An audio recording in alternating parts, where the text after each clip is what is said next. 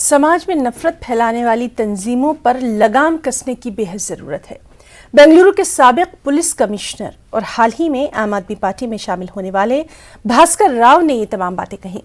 बेंगलुरु के जयमहल में एक इफ्तार पार्टी में हिस्सा लेने के बाद भास्कर राव ने कहा कि साबिक वज़ीर-ए-आला BS येडियुरप्पा ने समाज में फूट डालने वाली तंजीमों को काबू में रखा था, लेकिन इसी बीजेपी हुकूमत के मौजूदा CM बिस्वराज बोम्मई ने इन तंजीमों को खुली छूट देती है।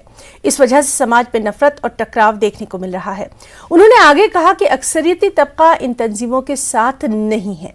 मारूफ समाजी कारकुन और कोरोना वॉरियर मुसद्दिक अहमद अकीरी और दीगर ने इस इफ्तार पार्टी का खास एहतमाम किया था।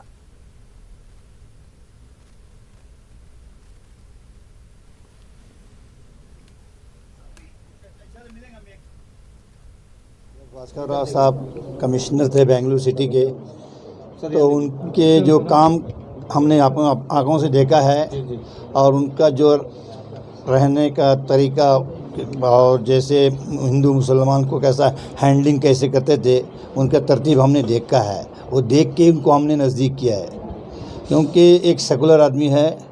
इंशाअल्लाह आइंदा भी इंशाअल्लाह हमको उम्मीद है ये सबको लेके चलेंगे, हम भी इनके साथ मिलजुल के रहेंगे और इनको आगे बढ़ाएंगे आम पार्टी में इंशाअल्लाह, जो भी पार्टी है इनकी, और हमारे से जो भी काम उनका खिदमत होता है हम मिलजुल के सब मिल के करेंगे। तो आज का जो माहौल है, ऐसे सियासतदानों की ज़रूरत है। बिल्कुल ज़रूरत है, ऐसे ही सियासतदान की ज़रूरत है। इंशाअल्लाह आप दुआ करो, आइंदा चंद सालों में, आज नहीं कल नहीं 10 साल में इंशाअल्लाह CM बन जाएंगे।